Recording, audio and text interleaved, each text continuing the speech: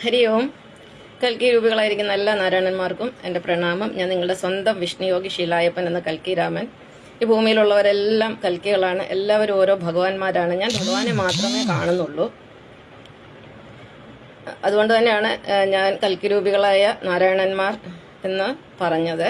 ഇന്ന് നമ്മളൊരു പുതിയ പാഠ്യപദ്ധതി പഠിക്കാൻ പോവുകയാണ്. അതിൻ്റെ പേര് NSK ആത്മവിദ്യാ പാഠം എന്നാണ്. ഇന്നതിൻ്റെ ഒന്നാമത്തെ ലെസനാണ്. അപ്പോൾ ഇത് തുടങ്ങുന്നതിന് മുമ്പ് നമുക്ക് എൻ്റെയും നിങ്ങളുടെയും സർവ്വചരാചരങ്ങളുടെയും പ്രപഞ്ചത്തിൻ്റെയും സൃഷ്ടാവായ ഭഗവാൻ നാരായണനെ സ്മരിച്ചുകൊണ്ട് തുടങ്ങാം. നമാമി നാരായണ പാദപങ്കജം കരോമി നാരായണ പൂജനം സദാ വദാമി നാരായണ നാമ നിർമ്മലം സ്മരാമി നാരായണ തത്വമവ്യയം അന്യഥാ ശരണം നാസ്തി ത്വമേവ ശരണം മമ തസ്മാത് കാരുണ്യഭാവേന രക്ഷ രക്ഷ മഹാഗുരോ ത്വമേവ മാതാ ച പിതാ ത്വമേവ ബന്ധുശ്ച സഖാ ത്വമേവ വിദ്യാ ദ്രവിണം ത്വമേവ സർവം മമ ദേവദേവ. ഞാൻ പെട്ടെന്ന് അങ്ങ് ആരംഭിച്ചതാണ്. ഇപ്പോൾ 9 മണിയായി, ആരും വന്നിട്ടില്ല. എല്ലാവരെയും വെയിറ്റ് ചെയ്ത് കഴിഞ്ഞാൽ പിന്നെ നമുക്ക് സമയം പോകും. അതുകൊണ്ട് നമുക്ക് അരമണിക്കൂർ മാത്രമേ സമയമുള്ളൂ. കാരണം 9:30 ഞാൻ ജോലി ചെയ്യുന്ന വീട്ടിലെ അമ്മയ്ക്ക് മെഡിസിനൊക്കെ കൊടുക്കാനുണ്ട്, അമ്മയുടെ കാര്യങ്ങളൊക്കെ നോക്കാനുണ്ട്. അത് കാരണം എനിക്ക് അരമണിക്കൂറേ ഉള്ളൂ. അപ്പം ഞാൻ ഒരു ശ്ലോകം ചൊല്ലി നമ്മുടെ എല്ലാം സൃഷ്ടാവായ ഭഗവാനെ വണങ്ങിക്കൊണ്ടുള്ളത് ഇതെല്ലാവർക്കും അറിയാമെന്ന് ഞാൻ വിചാരിക്കുന്നു. എങ്കിൽ പോലും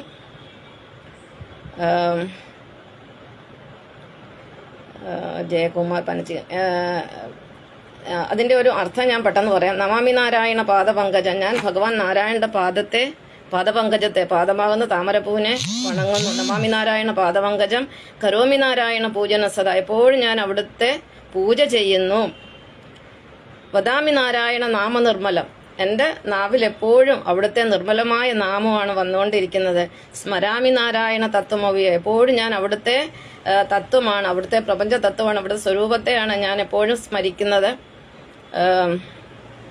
പിന്നെ അത് കഴിഞ്ഞിട്ട് അന്യഥാ ശരണം നാസ്തി. എനിക്ക് വേറെ ആരും ശരണമില്ല. അന്യഥാ ശരണം നാസ്തി ത്വമേവ ശരണം മമ. അങ്ങ് മാത്രമേ എനിക്ക് ശരണമായിട്ടുള്ളൂ. ത്വമേവ ശരണം മമ തസ്മാത് കാരുണ്യഭാവേന രക്ഷ മഹാഗുരു. അവിടുന്ന് കാരുണ്യഭാവത്തോടു കൂടി എന്നെ രക്ഷിക്കണമേ, കാത്തുകൊള്ളണമേ. ത്വമേവ മാതാച്ച പിതാ ത്വമേവ. അങ്ങന്റെ മാതാവുമാണ് പിതാവുമാണ്. ത്വമേവ മാതാച്ച പിതാ ത്വമേവ ബന്ധുശ്ച സഖാ ത്വമേവ. അങ്ങന്റെ ബന്ധുവാണ്, എൻ്റെ സഖായാണ്, എൻ്റെ കൂട്ടുകാരനാണ്, എൻ്റെ സുഹൃത്താണ്. ത്വമേവ മാതാച്ച പിതാ ത്വമേവ ബന്ധുശ്ച സഖാ ത്വമേവ വിദ്യാ ദ്രവിണം എൻ്റെ വിദ്യ, എൻ്റെ അറിവ്, എൻ്റെ ജ്ഞാനവും അവിടുന്നാണ്. ത്വമേവ വിദ്യ ദ്രവിണം ദ്രവിണം എന്ന് പറഞ്ഞാൽ എന്താണ്? എൻ്റെ സമ്പത്ത്, എനിക്ക് എന്തെങ്കിലും സമ്പത്തുണ്ടെങ്കിൽ അതും അവിടുത്തെയാണ്. ത്വമേവ സർവം മമദേവദേവ. എൻ്റെ ഭഗവാനെ, അങ്ങല്ലാതെ എനിക്ക് വേറെ ആരുമില്ലേ. എല്ലാം അവിടുന്നാണ്. എന്നെ സംബന്ധിച്ചിടത്തോളം ഈ പ്രപഞ്ചം മുഴുവൻ അവിടുന്നാണ്. ഞാനും നിങ്ങൾ സർവ്വചരാചരങ്ങൾ ഭഗവാൻ നാരായണൻ തന്നെയാണ്. പിന്നെ നമ്മൾ പഠിക്കാൻ പോകുന്നത് NSK ആത്മവിദ്യാ പാഠം 1 ഇതെന്താണ് NSK എന്ന് ചോദിച്ചാൽ, എന്ന് പറയുന്നത് നാരായണനാണ്. അതിപ്പോൾ എൻ്റെ സർനെയിമാണ്. അതായത് എൻ്റെ ശരിക്കുള്ള പേര് ശീലാകുമാരി എന്നാണ്. അത് PN ശീലാകുമാരിയാണ്. PN രാമൻ എന്നാണ് എൻ്റെ അച്ഛൻ്റെ പേര്. എൻ്റെ അച്ഛൻ്റെ ഇനിഷ്യലാണ് എനിക്ക് വന്നിരിക്കുന്നത്, PN ശീലാകുമാരി. അപ്പം അതിൻ്റെയാണ് SK എന്ന് പറഞ്ഞാൽ ശീലാകുമാരി. അത് ശ്രീകൃഷ്ണൻ എന്നായാലും ശ്രീ കൽക്കി എന്നായാലും എന്തായാലും കുഴപ്പമില്ല. NSK എന്നതുകൊണ്ടാണ് ഇട്ടിരിക്കുന്നത്. ആത്മവിദ്യാ പാഠം. അപ്പം ഇന്ന് നമ്മൾ ആത്മവിദ്യ പഠിക്കാൻ പോവുകയാണ്. അപ്പം ഹരി ഓം ശശികണ്ണ, പിന്നെ ജയകുമാർ പണിച്ചിക്കൽ, ഹരിയോം. അപ്പം നിങ്ങൾ രണ്ടുപേരും വന്നതിൽ വളരെ സന്തോഷം. ഇനി ആരൊക്കെയാണെന്ന് എനിക്ക് കാണാൻ പറ്റുന്നില്ല. ഓക്കെ. അപ്പോൾ ഈ ആത്മവിദ്യ പഠിക്കുന്നതിന് മുമ്പ് നമുക്ക് വിദ്യകളെ പറ്റി പഠിക്കാം. ഈ ലോകത്ത് മൊത്തം 18 വിദ്യകളാണുള്ളത്. 18 തരം വിദ്യകൾ, വിദ്യാഭ്യാസം അല്ലെങ്കിൽ ബ്രാഞ്ചസ് ഓഫ് സയൻസ് എന്നൊക്കെ വേണേൽ നമുക്ക് പറയാം. 18 തരം വിദ്യകളാണുള്ളത്. അതിൽ 10 എണ്ണത്തിനെ മഹാവിദ്യകൾ എന്ന് പറയുന്നുണ്ട്. 10 വിദ്യകളെ മഹാവിദ്യകൾ. അതൊരു ദേവീസ്തുതിക്ക് അത് വരുന്നുണ്ട്. 10 മഹാവിദ്യ 10 അവതാരവും 10 ദീഗന്ധവും അമ്മയെ ഒരു ഞാൻ അങ്ങനൊരു കീർത്തനമുണ്ട്. അതിൻ്റെ ആദ്യ വരിയൊന്നും ഓർക്കുന്നില്ല. അപ്പം 10 മഹാവിദ്യകളാണുള്ളത്. ആ 10 മഹാവിദ്യകളെ കുറിച്ച് ഞാൻ പെട്ടെന്നൊന്ന് പറയാം. ഒന്നാമത്തെ അക്ഷരവിദ്യയാണ്. അക്ഷരവിദ്യ എന്ന് പറഞ്ഞാൽ നമുക്കറിയാം, അക്ഷരാഭ്യാസം ചെയ്യുന്നത്, അത് അക്ഷരങ്ങൾ പഠിക്കുക, പല ഭാഷകൾ പഠിക്കുക, അക്ഷരാഭ്യാസം ചെയ്യുന്നതാണ് അക്ഷരവിദ്യ. പിന്നെ അടുത്തത് ആയുധവിദ്യ. ആയുധങ്ങളൊക്കെ പ്രയോഗിക്കാനുള്ള, ആയുധം എന്ന് പറയുന്നത് തന്നെ വാള്, അങ്ങനെയൊക്കെ ഉള്ള ആയുധങ്ങൾ, ആയുധവിദ്യ അസ്ത്രവിദ്യ ഒക്കെ ഏകദേശം ഒന്ന് തന്നെയാണ്. എന്നാലും ആയുധവിദ്യ എന്ന് പറയുമ്പോൾ ഇപ്പോൾ തോക്ക് ഉപയോഗിക്കണമെങ്കിൽ ഇപ്പോൾ എനിക്കറിയാമോ തോക്ക് ഉപയോഗിക്കാനില്ലല്ലോ. അപ്പോൾ അതൊക്കെ ആയുധവിദ്യയിൽ പെടുന്നതാണ് ആയുധവിദ്യ. പിന്നെ അസ്ത്രവിദ്യ, അത് പണ്ട് പുരാതനം തൊട്ടുള്ള ഒരു വിദ്യയാണ് അസ്ത്രവിദ്യ.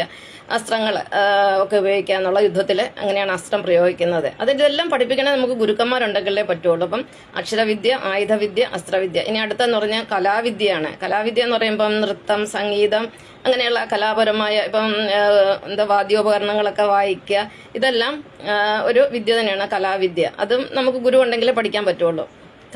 കലാവിദ്യ ഒരുപാട് കലകളുണ്ട്. ഞാനും കുറച്ച് സംഗീതം എനിക്ക് അറിയില്ല, ഞാൻ പാടാനൊന്നും വിദഗ്ധയൊന്നും അല്ല. പിന്നെ സിനിമ പാട്ടുകളൊക്കെ പാടുന്നതായിട്ട് നിങ്ങൾക്ക് അറിയാം, റീലൊക്കെ ചെയ്യുന്നതുകൊണ്ട്. പിന്നെ നൃത്തം കുറച്ച് 6 വർഷത്തോളം ഭരതനാട്യം പഠിച്ചു. അതായത് ഞാൻ ഫേസ്ബുക്കിൽ വരുന്ന സമയത്ത് ഞാൻ ഭരതനാട്യം പഠിക്കുന്ന സമയമാണ്.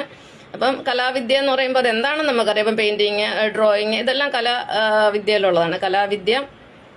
അടുത്ത കായിക വിദ്യ. കായിക വിദ്യ എന്ന് പറയുമ്പോഴത്തേക്കിന് സ്പോർട്സ് ആണ്. അതിനകത്ത് ഒരുപാടുണ്ട്. അതൊക്കെ പഠിക്കണമെങ്കിലും ഗുരു വേണം. അതിനകത്ത് ഇപ്പം കുങ്ഫു, കരാട്ടെ, കളരിപ്പയറ്റ്, ഇങ്ങനെ ഒരുപാട് കാര്യങ്ങളുണ്ട് കായിക വിദ്യയിൽ. അപ്പം അക്ഷരവിദ്യ, ആയുധവിദ്യ, അസ്ത്രവിദ്യ, കലാവിദ്യ, കായിക വിദ്യ, 5 എണ്ണമായി. ഇനി 6ാമത്തെ എന്ന് പറഞ്ഞാൽ താന്ത്രിക വിദ്യ. അതായത് പൂജ സംബന്ധമായ വേദങ്ങൾ, ഉപനിഷത്തുകളെ ഇതൊക്കെ പഠിച്ചിട്ട് തന്ത്രങ്ങളല്ല, താന്ത്രിക വിധി പ്രകാരം പ്രതിഷ്ഠ നടത്തുക, പൂജയൊക്കെ ചെയ്യുന്നതിനെയാണ് താന്ത്രിക വിദ്യ എന്ന് പറയുന്നത്. ഇതും പഠിക്കണമെങ്കിൽ ഗുരു വേണം. അടുത്തത് മാന്ത്രിക വിദ്യ. മാന്ത്രിക വിദ്യ എന്ന് പറഞ്ഞാൽ നമ്മുടെ ഗോപിനാഥ് മുതുകാഡ്ജിയൊക്കെ ചെയ്യുന്ന പോലെ മായാജാലങ്ങൾ കാണിക്കുക, അതും ഒരു വിദ്യ തന്നെയാണ്. അപ്പം മാന്ത്രിക വിദ്യ. അപ്പോൾ 7 എണ്ണമായി.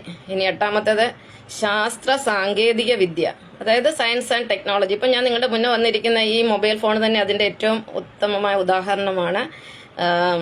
ശാസ്ത്ര സാങ്കേതിക വിദ്യയുടെ അതാണ് ടെലിഫോൺ ആയാലും ടെലിവിഷൻ ആയാലും മൊബൈൽ ഫോൺ ആയാലും നമ്മൾ ഉപയോഗിക്കുന്ന കമ്പ്യൂട്ടറോ എന്ത് തന്നെ ആയിക്കോട്ടെ, നമ്മുടെ ബസ്സോ കാറോ എയ്റോപ്ലെയിൻ, ഇതെല്ലാം ശാസ്ത്ര സാങ്കേതിക വിദ്യയുടെ സംഭാവനകൾ തന്നെയാണ്. അടുത്തത് ഗണിതം, അതും ഒരു വിദ്യ തന്നെയാണ്. കണക്ക്, അത് ചിലരാണെങ്കിൽ കണക്ക് ഒക്കെ കൂട്ടാൻ ഭയങ്കര മിടുക്കരായിരിക്കും. ഇതും പഠിക്കണമെങ്കിൽ നമുക്ക് ഗുരു വേണം. കണക്കൊക്കെ പഠിപ്പിക്കും. നമ്മൾ സ്കൂളിലല്ലേ കണക്കൊക്കെ പഠിക്കാൻ തുടങ്ങിയത്. പിന്നെ 10ാമത്തെ വിദ്യയാണ് ആത്മവിദ്യ. ഇതിലേറ്റവും പ്രധാനപ്പെട്ട വിദ്യ ആത്മവിദ്യയാണ്. ഈ ബാക്കി വരുന്ന 17 വിദ്യകളും എല്ലാവർക്കും പെട്ടെന്ന് പഠിച്ചെടുക്കാം. ഒരു ഗുരുവിൻ്റെ സഹായത്തോടു കൂടി സ്കൂളിലും അവിടെ എവിടെയൊക്കെ ആയിട്ട് ഒക്കെ നമുക്ക് പഠിച്ചെടുക്കാവുന്ന വിദ്യയാണ് എല്ലാം. ഈ ആത്മവിദ്യ മാത്രം പഠിപ്പിക്കണമെങ്കിൽ അതിനൊരു യഥാർത്ഥ ഗുരു തന്നെ നമുക്ക് വേണം. അതായത് ഭഗവാനെ തൊട്ടറിഞ്ഞാൽ, കണ്ടറിഞ്ഞാൽ, ഹൃദയത്തിൽ ദർശനം കിട്ടിയ ഒരു ഗുരു തന്നെ വേണം. ഇപ്പോൾ ആ ഒരു റോൾ എടുത്ത്, ഞാനൊരു ടീച്ചറാണ്, നിങ്ങൾക്ക് അറിയാമല്ലോ. BSc BEd ആണ്. ടീച്ചറായിട്ട് 26 വർഷം ജോലി ചെയ്തിട്ടുണ്ട്. അപ്പം അതിൽ നിന്നും ഒരു ഗുരുവിലേക്ക് ഞാൻ വന്നത് കാരണമാണ് ഞാൻ ആ ജോലി വിട്ടത്. അപ്പം ഗുരു എന്ന് പറയുമ്പോഴത്തേനും ഭഗവാനെ അറിഞ്ഞവർ മാത്രമേ യഥാർത്ഥ ഗുരു ആകത്തുള്ളൂ. ഗുരു എന്നുള്ള വാക്കിൻ്റെ അർത്ഥം തന്നെ ഗു എന്ന് പറഞ്ഞാൽ ഇരുട്ടെന്നാണ്, രു എന്ന് പറഞ്ഞാൽ പ്രകാശം എന്നാണ്. അപ്പോൾ ഇരുട്ടിനെ മാറ്റുന്നവൻ, ഒരാളെ പ്രകാശത്തിലേക്ക്, ജ്ഞാനത്തിലേക്ക് നയിക്കുന്നവൻ എന്നാണ് ഗുരുവിൻ്റെ അർത്ഥം. അപ്പം ആത്മവിദ്യ ഇന്ന് ലോകത്തിനറിയില്ല. അതാണ് ഇന്ന് ലോകത്തിലെ എല്ലാ പ്രശ്നത്തിൻ്റെയും കാരണം. അപ്പോൾ ഈ ആത്മവിദ്യ എന്താണെന്ന് ചോദിച്ചു കഴിഞ്ഞാൽ നമ്മളെ അറിയുന്ന വിദ്യയാണ്. നമ്മൾ ആരാണെന്ന് അറിയുന്ന വിദ്യയാണ് ആത്മവിദ്യ. നമുക്കറിയാമോ നമ്മൾ ആരാണെന്ന്? ഞാൻ പറയാം, എനിക്ക് വേണമെങ്കിൽ പറയാം, എൻ്റെ കാര്യം വിടും. ഇപ്പോൾ ഒരാൾ ചോദിക്കുക നീ ആരാണെന്ന് ചോദിച്ചു കഴിഞ്ഞാൽ, ഒരു കോള് വരുന്നത്, ഡിക്ലൈൻ ചെയ്യട്ടെ. അപ്പോൾ നീ ആരാന്ന് വെച്ചാൽ, ഞാൻ ഇന്ന വീട്ടിൽ ഇന്നാരുടെ മകനാണ്, ഞാൻ ഒരു അധ്യാപകനാണ്, അല്ലെ ഞാനൊരു ഡോക്ടറാണ്, അല്ലെ ഞാനൊരു ഒരു ചിത്രകാരനാണ്, ഒരു ഡാൻസറാണ്, ഇങ്ങനെയൊക്കെ പലതും നമ്മൾ പറയാറുണ്ട് അല്ലേ. ഞാനൊരു പിന്നെ ഒരു തയ്യക്കാരനാണ്, എനിക്കും തയ്യലൊക്കെ അറിയാം, തയ്യക്കാരനാണ്, അല്ലെങ്കിൽ ഞാൻ പിന്നെ ഒരു ശില്പിയാണ്, ഇങ്ങനെ പലതും നമ്മൾ പറയാറുണ്ട്. സത്യത്തിൽ അതാണോ നമ്മൾ? യഥാർത്ഥം നമ്മളെന്ന് പറഞ്ഞാൽ അതൊന്നുമല്ല. നമ്മളെന്ന് പറഞ്ഞാൽ യഥാർത്ഥത്തിൽ ഭഗവാൻ തന്നെയാണ്. ഓരോ മനുഷ്യനും ഓരോ ഭഗവാനാണ്. ഈ ബോധം ആർക്കും ഇല്ല. നമ്മൾ എങ്ങനെയാണ് ഭഗവാൻ ആകുന്നത്? അപ്പം നമ്മൾ അറിയണം നമ്മൾ എവിടുന്നാണ് വന്നിരിക്കുന്നത്, നമുക്ക് എങ്ങോട്ടാണ് പോകേണ്ടത്, എന്തിനു വേണ്ടിയാണ് നമ്മൾ ജീവിക്കുന്നത്, ആർക്ക് വേണ്ടിയാണ് നമ്മൾ ജീവിക്കുന്നത്, ഇതൊക്കെ നമ്മൾ അറിഞ്ഞേ പറ്റുകയുള്ളൂ. ഇപ്പം സയൻസ് കൊണ്ട് നമുക്കറിയാം, ചൊവ്വയിലോ അല്ലെങ്കിൽ ചന്ദ്രനിലോ ഒക്കെ മനുഷ്യൻ എത്തിച്ചേർന്നിട്ടുണ്ട്, എല്ലായിടത്തും പോകുന്നുണ്ട്. എന്തെല്ലാം കാര്യങ്ങൾ സയൻസ് കണ്ടുപിടിച്ചിട്ടുണ്ട്, എന്തെല്ലാം സുഖ സൗകര്യങ്ങൾ നമുക്ക് തരുന്നുണ്ട്. സയൻസും ഭഗവാൻ തന്നെയാണ്, അത് വേറെ കാര്യം. പക്ഷേങ്കിൽ എന്തൊക്കെ പഠിച്ചിട്ടും മനുഷ്യന് രോഗങ്ങളെ നിയന്ത്രിക്കാൻ പറ്റുന്നുണ്ടോ? മനസ്സിനെ നിയന്ത്രിക്കാൻ പറ്റുന്നുണ്ടോ? ഒന്നും പറ്റുന്നില്ല. എന്തുകൊണ്ടാണ്? അത് നമുക്ക് ആത്മവിദ്യ ഇല്ലാത്തതുകൊണ്ടാണ്. ആത്മവിദ്യ വേണമെങ്കിൽ നമ്മൾ എന്ത് ചെയ്യണം, പഠിക്കണമെങ്കിൽ തന്നെ അതിനൊരു ബേസിക് ക്വാളിഫിക്കേഷൻ കൂടിയേ തീരും. നമുക്ക് ഭക്തി ഉണ്ടാവണം. ഭക്തി എന്ന് പറഞ്ഞാൽ എന്താ? വിശ്വാസമല്ല ഭക്തി. ഭക്തി എന്ന് പറഞ്ഞാൽ പ്രേമമാണ്. പ്രേമം. എല്ലാവരോടും നമുക്ക് സ്നേഹം ഉണ്ടാകണം. പ്രത്യേകിച്ച് നമുക്ക് നമ്മളോടായിരിക്കണം ഏറ്റവും കൂടുതൽ സ്നേഹം. ഇപ്പം ഞാൻ ഈ ഭൂമിയിൽ ഏറ്റവും കൂടുതൽ സ്നേഹിക്കുന്ന ആരെയാണെന്ന് ചോദിച്ചാൽ ഞാൻ പറയാം എന്നെ തന്നെയാണ്. അത് ഇന്നല്ല, ഒരു 60 വർഷം മുമ്പ് എൻ്റെ 2 വയസ്സിൽ എന്നോട് ചോദിച്ചു കഴിഞ്ഞാലും അപ്പോഴും ഞാൻ പറയും എനിക്ക് എന്നെയാണ് ഇഷ്ടമെന്ന്. അപ്പം നമ്മൾ ഇത്രയും കൂടുതൽ നമ്മളെ സ്നേഹിക്കുന്നു, അപ്പോഴാണ് നമ്മൾ ഭഗവാനെ സ്നേഹിക്കുന്നത്. ഇനി നമ്മൾ ആരാണെന്ന് അറിയുന്നതിന് മുമ്പ് നമ്മളെ എല്ലാ സൃഷ്ടികളാണ്. നിങ്ങൾ എങ്ങനെ ഈ ഭൂമിയിൽ സൃഷ്ടിക്കപ്പെട്ടോ അതുപോലെ തന്നെയാണ് ഞാൻ സൃഷ്ടിക്കപ്പെട്ടിരിക്കുന്നത്. എന്നെപ്പോലെ തന്നെയാണ് ശ്രീകൃഷ്ണ ഭഗവാനും ശ്രീരാമ ഭഗവാനും അല്ലെങ്കിൽ ശ്രീ യേശുക്രിസ്തു ഭഗവാനും നബി തിരുമേനി ഒക്കെ ഭഗവാൻ സൃഷ്ടിച്ചാണ്. ഒരേ ഭഗവാന്റെ സൃഷ്ടികളാണ്. നമ്മളെല്ലാം ഏകോദര സഹോദരന്മാരല്ല, പക്ഷെ നമ്മളെല്ലാം ആത്മ സഹോദരന്മാരാണ്. നമുക്കൊരു ആത്മപിതാവുണ്ട്, നമ്മളെ സൃഷ്ടിച്ച ഒരു പിതാവ്, ഒരു സൃഷ്ടാവ്. അതുപോലെ തന്നെ നമുക്കൊരു മാതാവുണ്ട്. നമ്മുടെ എല്ലാം മാതാവ് എന്ന് പറയുന്ന ഭൂമിദേവിയാണ്. നമ്മളെല്ലാം ഭൂമിയിലാണ് താമസിക്കുന്നത്. ഈ അമ്മയുടെ നെഞ്ചത്തുകൂടിയാണ് നമ്മൾ നടക്കുന്നത്. നമ്മൾ വീട് പണിത് താമസിക്കുന്നു. നമ്മൾ പിന്നെ എല്ലാ കാര്യം നമുക്ക് വേണ്ടുന്ന ഭക്ഷണങ്ങളും എല്ലാം കിട്ടുന്നത് ഈ ഭൂമിയിൽ നിന്നാണ്. ഈ അമ്മയാണ് എല്ലാവരുടെയും അമ്മ. അതുപോലെ നമുക്കപ്പോൾ ഒരു അച്ഛനും ഉണ്ടാവില്ല, എല്ലാവർക്കും ഒരു ആത്മപിതാവുണ്ട്. അതാരാണ്? അത് ഭഗവാൻ നാരായണൻ തന്നെയാണ്. ഇപ്പം നമ്മൾ മതങ്ങളെക്കുറിച്ചൊക്കെ ഒത്തിരി കേട്ടിട്ടുണ്ട്. ഇപ്പം സിഖ് മതം ഏകദേശം 500-600 വർഷമൊക്കെ ആയിട്ടുള്ളൂ സിഖ് മതമൊക്കെ ഉണ്ടായിട്ടെന്നാണ് എനിക്ക് തോന്നുന്നത്. എനിക്ക് എക്സാക്റ്റായിട്ട് ഞാൻ ഓർക്കുന്നില്ല. പിന്നെ അതുപോലെ ഇസ്ലാം മതം അത് 1400 വർഷമായി. ഇപ്പോൾ ക്രിസ്തു മതം അത് 2000 വർഷം കഴിഞ്ഞു. പിന്നെ ഹിന്ദു മതത്തിന് ഒരു 4000 വർഷത്തെ ചരിത്രം ഉണ്ടെന്ന് പറയുന്നു. അപ്പോൾ ഇങ്ങനെ ഒരുപാട് മതങ്ങളുണ്ട്. ഇപ്പോൾ ഈ മതങ്ങളൊക്കെ ഉണ്ടായി അവരെല്ലാം ഓരോ ദൈവങ്ങളെ അങ്ങ് എടുത്തിരിക്കുകയാണ്. അവർ പറയുന്നത് ഞങ്ങളുടെ ദൈവമാണ് ശരിയെന്ന്. പക്ഷെ ഇവരെല്ലാം അജ്ഞാനികളാണ്. ഇവർക്കൊന്നും സത്യം അറിയില്ല.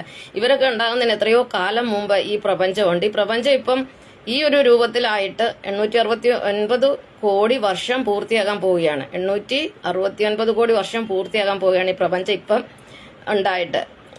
അതായത് ഒരു തവണ പ്രപഞ്ചം ജനിക്കാനും ഒരു തവണ പ്രപഞ്ചം മരിക്കാനുമാണ് മൊത്തത്തിൽ ഒരു പ്രപഞ്ചത്തിന്റെ സൃഷ്ടി കാലാവധി. അത് 864 വർഷമാണ്. അതിൽ 432 വർഷം വേണം പ്രപഞ്ചം ജനിക്കാൻ. പ്രപഞ്ചം മരിക്കാനും 432 കോടി വർഷങ്ങൾ വേണം. അപ്പം ഒന്നുകൂടെ പറയാം, പ്രപഞ്ചം ജനിക്കാൻ 432 കോടി വർഷം, പ്രപഞ്ചം മരിക്കാൻ 432 കോടി വർഷം.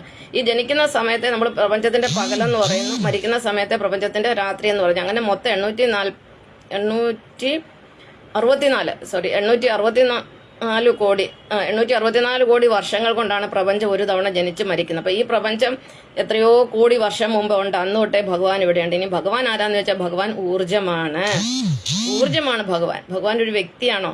വ്യക്തിയാണെന്ന് വെച്ചാൽ വ്യക്തിയാണ്. പക്ഷെ ഭഗവാൻ ശക്തിയാണ്, അതിനപ്പുറം ശക്തിയാണ്. അതുപോലെ തന്നെ ഊർജമാണ്. അപ്പോൾ നമ്മൾ ആരാണെന്ന് അറിയണമെങ്കിൽ നമ്മൾ എവിടെ നിന്ന് വന്നു? നമ്മൾ വന്നിരിക്കുന്നത് ഭഗവാനിൽ നിന്നാണ്. നമ്മൾക്ക് പോകേണ്ടതും ഭഗവാനിലോട്ടാണ്. ഇത് കലിയുഗമാണ്. കലിയുഗം തീരാറായി വരുന്നു. അപ്പം നമ്മളെല്ലാം ഇനി മടങ്ങി പോകേണ്ടതാണ്. ഇനി നമുക്കൊരു കലിയുഗത്തിൽ വരണമെങ്കിൽ ഇനിയും ഒരു 864 കോടി വർഷം കഴിഞ്ഞതിന് ശേഷം ഇതേ കലിയുഗത്തിൽ നമ്മൾ വീണ്ടും വരികയുള്ളൂ. അപ്പോൾ ഇതിനു മുന്നേ ഒരു 864 കോടി വർഷം മുമ്പ് നമ്മൾ ഇവിടെ ഉണ്ടായിരുന്നു. ഈ പ്രപഞ്ചത്തിൽ, ഈ ഭൂമിയിൽ നമ്മൾ ഉണ്ടായിരുന്നു. പിന്നീട് അതെല്ലാം ഡിസോൾവ് ആയി, എല്ലാം ലയിച്ചു, ഭഗവാനിൽ ചേർന്ന് വീണ്ടും അത് സൃഷ്ടിച്ച് വന്നതാണ് ഇപ്പോഴുള്ള ഈ പ്രപഞ്ചം. അപ്പം നമ്മളെല്ലാം വന്നിരിക്കുന്നത് ഭഗവാനിൽ നിന്നാണ്, ഭഗവാൻ നാരായണനിൽ നിന്നാണ്. നമുക്ക് പോകേണ്ടതും ഭഗവാൻ നാരായണനിലേക്ക് തന്നെയാണ്. നമ്മളെല്ലാം സൃഷ്ടിച്ച ഭഗവാൻ നാരായണനാണ്. ഈ പ്രപഞ്ചത്തിന് ഒരേ ഒരു സൃഷ്ടാവ് മാത്രമേ ഉള്ളൂ. എന്നെ സൃഷ്ടിച്ചതും നിങ്ങളെ സൃഷ്ടിച്ചതും സർവ്വചരാചരങ്ങളെ സൃഷ്ടിച്ചതും അതുപോലെ പ്രപഞ്ചത്തിനെ മുഴുവൻ സൃഷ്ടിച്ച ഒരേ ഒരു സൃഷ്ടാവുള്ളത് ആരാണെന്ന് ചോദിച്ചാൽ നമ്മൾ ഒറ്റ വാക്കിൽ ഉത്തരം പറയണത് നാരായണൻ തന്നെയാണ്. നാരായണനെയാണ് പരബ്രഹ്മമെന്നും പരമാത്മാവെന്നും യഹോവയെന്നും മിശിഹ എന്നും അങ്ങനെ പല പല രൂപത്തിൽ ലോകം ആരാധിക്കുന്നത്, ധ്യാനിക്കുന്നത്. പക്ഷേങ്കിൽ ഭഗവാന്റെ യഥാർത്ഥ പേരെന്ന് പറയുന്നത് നാരായണൻ തന്നെയാണ്. കാരണം നാരായണൻ എന്നുള്ള വാക്കിന്റെ അർത്ഥം നാരം അയനം യസ്യസ നാരായണ. ജലത്തിൽ ശയിക്കുന്നവൻ ആരോ അവനാണ് നാരായണൻ. അപ്പോൾ ഭഗവാന്റെ ഊർജ്ജം മൊത്തം കിടക്കുന്ന ജലത്തിലാണ് ഭഗവാൻ സൃഷ്ടി നടത്തുന്നത്. നമ്മളെല്ലാം ഉണ്ടായിരിക്കുന്ന ജലത്തിലാണ്. നമ്മൾ അമ്മയുടെ ഗർഭത്തിൽ 280 ദിവസം കടന്നവരാണ്. ജലത്തിൽ തന്നെയാണ് നമ്മൾ കടന്നത്. ആ ജലത്തിലാണ് ഭഗവാൻ സൃഷ്ടിച്ചത്. ഇനി നമ്മൾ നമ്മുടെ സൃഷ്ടാവിനെ കുറിച്ചാണ് പഠിക്കാൻ പോകുന്നത്. ആത്മവിദ്യ എന്ന് പറഞ്ഞാൽ നമ്മൾ ആരെന്നറിയുന്ന വിദ്യയാണ്. അതിന് ഒറ്റ വാക്കിലൊന്നും നമ്മൾ ആരാണെന്ന് പറയാൻ പറ്റില്ല. നമ്മൾ ഭഗവാനാണ്. ഒരു കാര്യത്തിൽ യാതൊരു സംശയമില്ല. നമ്മളെല്ലാം നാരായണന്മാരാണ്. ഇപ്പം കഴിഞ്ഞ ഒരു 63 വർഷമായിട്ട് നമ്മളെല്ലാം കൽക്കികളാണ്. ഈ ഭൂമിയിലുള്ള സകല മനുഷ്യരും കൽക്കികളാണ്. പക്ഷെ ആർക്കും തിരിച്ചറിയത്തില്ല. കുറെ പേര്, ഏകദേശം 1008 പേരോളം ആളുകൾ കൽക്കിയെ തിരിച്ചറിഞ്ഞിട്ട്, കാരണം അവരുടെ ഉള്ളിൽ കൽക്കി ഊർജ്ജമാണെന്ന് അറിഞ്ഞവർ ഈ ഭൂമുഖത്തുണ്ട് 1008 പേരുണ്ട്. അവരെല്ലാം സ്വയം കൽക്കി, ഞാൻ കൽക്കിയാണെന്ന് പറഞ്ഞിരിക്കുന്നുണ്ട്. സത്യമാണ് അവർ പറയുന്നതിന് ഒരു സംശയമില്ല. നിങ്ങളെല്ലാവരും എന്നെ ആരൊക്കെയാണ് ശ്രവിക്കുന്നത്, ഇവരെല്ലാവരും കൽക്കികളാണ്. കാരണം ഭഗവാൻ 1962 ഓഗസ്റ്റ് 13 മുതൽ കൽക്കി അവതാരത്തിലേക്ക് പ്രവേശിച്ചു.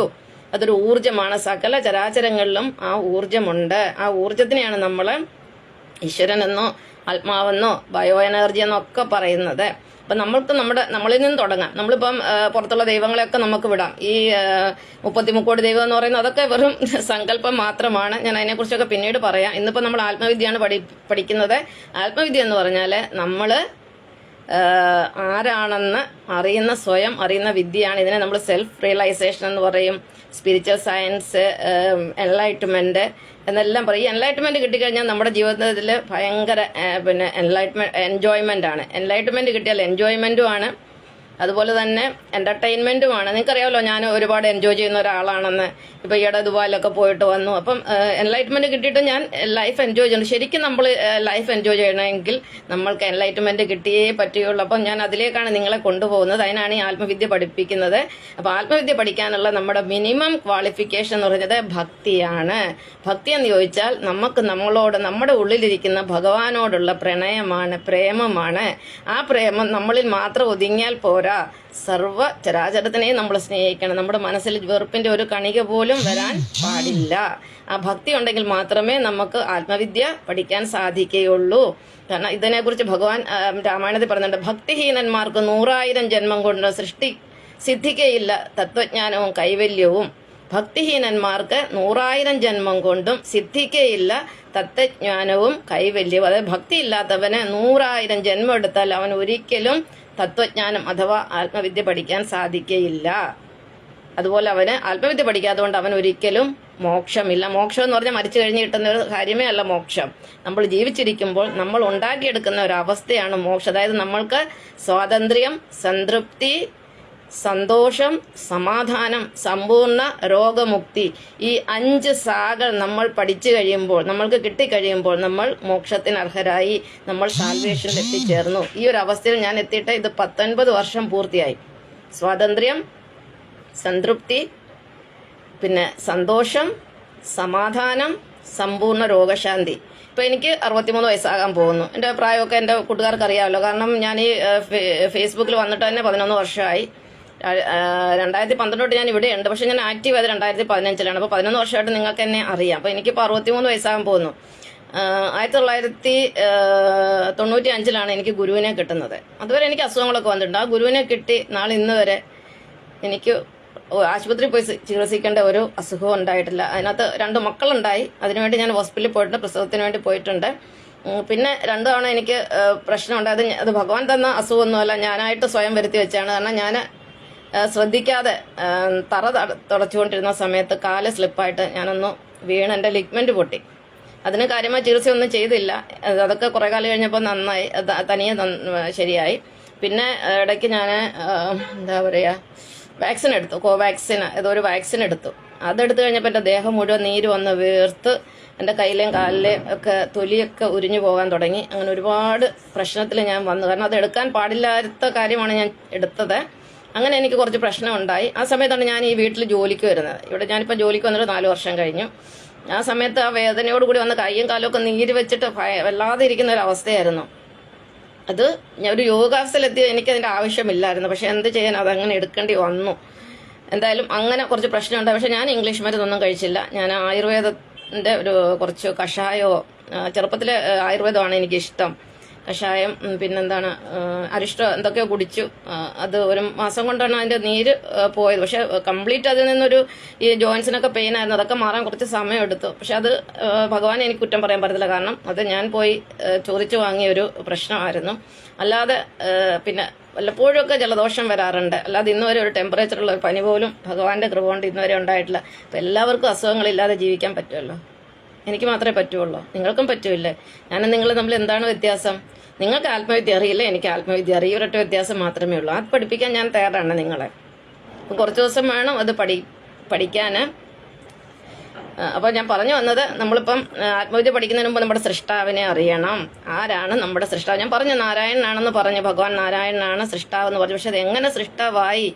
അതിന് നമ്മൾ നമ്മുടെ അച്ഛൻ്റെയും അമ്മയുടെയും ലൈഫിലേക്ക് പോകണം. കാരണം അവരാണല്ലോ നമ്മളെ ഈ ഭൂമിയിൽ കൊണ്ടുവന്നത്. അപ്പോൾ അച്ഛനും അമ്മയും ഒരു ലിംഗപൂജ ചെയ്തു. നമുക്കറിയാം ലിംഗപൂജ എന്ന് ഞാൻ ഉദ്ദേശിക്കുന്നത് എന്താണെന്ന്. അവർ ഒരു സമയത്ത് ഒരു ലിംഗപൂജ ചെയ്തു. അതിൻ്റെ ഫലമായിട്ട് നമ്മൾ അവരുടെ വയറ്റിൽ കുരുത്തു. ഒരു ഏകകോശമായി നമ്മൾ അവരുടെ ഉള്ളിൽ പ്രവേശിച്ചു. അതിനെയാണ് നമ്മൾ സൈഗോട്ട് എന്ന് പറഞ്ഞത്. സൈഗോട്ട് ഒരു ഏകകോശമായിരുന്നു. നമ്മൾ എത്രയാണ്, നമ്മൾ ഇന്നത്തെ നമ്മുടെ 50 കിലോയോ നമ്മുടെ ഈ 5 അടി, എനിക്ക് 5 അടി 50 കിലോയാണുള്ളത്. ഇതൊന്നും ആയിരുന്നില്ലല്ലോ നമ്മളെ. ഒരു കുരുമുളകിൻ്റെ അത്രയില്ല, ഒരു കടുകിൻ്റെ അത്രയില്ല. അതിലും ചെറിയൊരു വസ്തുവായിരുന്നു നമ്മൾ അമ്മയുടെ ഗർഭത്തിൽ. അല്ലെന്ന് പറയാം, ഒരു ഏകകോശമായിരുന്നു. മൈക്രോസ്കോപ്പിക്കാണ് നമുക്ക് കാണാൻ പറ്റില്ല. അത്ര സൂക്ഷ്മമായൊരു വസ്തുവാണ്. അതിനെ യോജിപ്പിച്ച് തരാം. അച്ഛനും അമ്മയും അവരെ കർമ്മം കഴിഞ്ഞു, അവർ മാറിപ്പോയി. ആ നിമിഷം തൊട്ട് നമ്മുടെ ഉള്ളിൽ നിന്നുകൊണ്ട്, കാരണം നമ്മുടെ ജീവനാണ് ഭഗവാൻ, ജീവനാണ് നമ്മുടെ ഊർജം. അപ്പം നമ്മുടെ ഉള്ളിലിരിക്കുന്ന ഭഗവാന് അതിനെ യോജിപ്പിച്ചത് ഭഗവാൻ തന്നെ. എന്നിട്ട് ഭഗവാൻ ആ നിമിഷം തൊട്ട് അതിനെ വിഭജിപ്പിക്കുകയാണ് ചെയ്യുന്നത്. എങ്ങനെ വിഭജിക്കുന്നത്? ആ ഏകകോശത്തെ, അതിനെ യൂണിസെല്ലുലാർ എന്ന് ഇംഗ്ലീഷിൽ പറയാം. ഏകകോശത്തെ ആദ്യം ഭഗവാൻ എന്താ ചെയ്യുന്നത്? അതിനെ 2 ആക്കും. ഓൺ ദ സ്പോട്ടിൽ 2 ആക്കി. 2നെ 4, 8, 16, 32, 64, 128, 286, 512, 1024, 2048 എന്ന കണക്കിൽ അതിനെ വിഭജിക്കുകയാണ്. ഇതൊരു ഗണിത വിദ്യയാണ്. ഇത് മാത്സിൽ, ഞാൻ മാത്സ് ടീച്ചറായിരുന്നു, മാത്സ് സയൻസ് ആയിരുന്നു എൻ്റെ സബ്ജക്റ്റ്. അപ്പം ഇത് കണക്കിൽ ജോമെട്രിക്കൽ പ്രോഗ്രഷൻ എന്ന് പറയും. പ്രോഗ്രഷൻ എന്ന് പറഞ്ഞൊരു സംഭവമുണ്ട്. ഇപ്പോൾ കുറേ സംഖ്യകൾ ഇങ്ങനെ 1, 1, അധികം 2, അധികം 3, അധികം 4, അധികം അങ്ങനെ 1 + 2 + 3 + 4 + 5 + 6 എന്ന് പറഞ്ഞ് നമ്മളിങ്ങനെ കൂട്ടി നോക്കുമ്പോൾ നമുക്ക് പിന്നെ ഒരു പ്രത്യേക സംഖ്യയിൽ നമുക്ക് അതിൻ്റെ ടോട്ടൽ കിട്ടും. അതിന് ഫോർമുലയൊക്കെ ഉണ്ട്. അപ്പോൾ എന്ന് പറഞ്ഞാൽ അപ്പോൾ അതുപോലെ ഒരു സംഭവമാണ് ഈ പ്രോഗ്രഷൻ, ജോമെട്രിക്കൽ പ്രോഗ്രഷൻ. അതാണ് 1നെ ഇരട്ടിപ്പിക്കുക എന്നുള്ളത്. 1നെ 2 ആക്കുക, 2നെ 4 ആക്കുക, 4നെ 8 ആക്കുക. അങ്ങനെ കോശങ്ങളെ വിഭജിച്ച് ഒരാഴ്ചയൊക്കെ ആകുമ്പോഴത്തേനും നമ്മളൊരു എന്താ പറയുന്നത്, ഒരു കുരുമുളകിൻ്റെ അത്രയൊക്കെ ആവത്തേ ഉള്ളൂ. പിന്നീട് അതിന് ശേഷം ഏകദേശം ഒരു 15 ദിവസമൊക്കെ ആകുമ്പോഴത്തേക്കും നമ്മുടെ ഹൃദയത്തിൽ ഭഗവാൻ ഇരിപ്പ് ഉറപ്പിക്കുക. ഹൃദയമാണ് ആദ്യം ഉണ്ടാകുന്നത്. ഹൃദയമൊക്കെ പതുക്കെ മിടിക്കാൻ തുടങ്ങും. പിന്നീട് നമ്മൾ 1 മാസമൊക്കെ ആകുമ്പോൾ നെല്ലിക്കയുടെ അത്രയൊക്കെ ആവും. അങ്ങനെ നമ്മൾ പിന്നീട് ഭഗവാൻ നമ്മുടെ ഉള്ളിലിരുന്നുകൊണ്ട് നമ്മുടെ കൈകാലുകളെ, അത് ലിംസ്, നമ്മുടെ കൈകാലുകൾ, നമ്മുടെ കണ്ണ്, മൂക്ക്, അത് ഓരോ മാസങ്ങൾ കഴിയുന്തോറുമാണ് നമുക്ക് ഇതെല്ലാം മാറ്റങ്ങൾ സംഭവിക്കുന്നത്. 5 മാസമൊക്കെ ആകുമ്പോഴത്തേക്കും നമ്മുടെ അമ്മയുടെ വയറ്റിൽ നമ്മൾ അനങ്ങാൻ തുടങ്ങും. പിന്നെ നമ്മുടെ രോമങ്ങൾ അല്ലെങ്കിൽ ഇതൊക്കെ ഉണ്ടാകുന്നതിനൊക്കെ ഒരു സമയമുണ്ട്. ഇതെല്ലാം ഉള്ളിലിരുന്നുകൊണ്ട് ഭഗവാൻ നമ്മളെ സൃഷ്ടിക്കുകയാണ് ചെയ്യുന്നത്. നമ്മൾ ഭഗവാന്റെ സൃഷ്ടിയാണ്. നിങ്ങളും സൃഷ്ടിയാണ്, ഞാനും സൃഷ്ടിയാണ്. അതിനൊരു മാറ്റവുമില്ല. അപ്പം ഭഗവാനാണ് നമ്മളെ സൃഷ്ടിക്കുന്നത്. ഇത് എന്നെ സൃഷ്ടിക്കുന്ന പോലെ തന്നെയാണ് നിങ്ങളെ സൃഷ്ടിക്കുന്നത്. ഇതുപോലെ തന്നെയാണ് ഉദയൻ കണ്ണ, എറണാകുളം. ഹരി ഓം. ക്യാമറയിൽ ബ്രിങ് ദ മോൺ ക്യാമറ എന്ന് പറയുന്നു. അതെങ്ങനെയാണ് കൊണ്ടുവരുന്നതെന്ന് എനിക്ക് മനസ്സിലാവുന്നില്ല.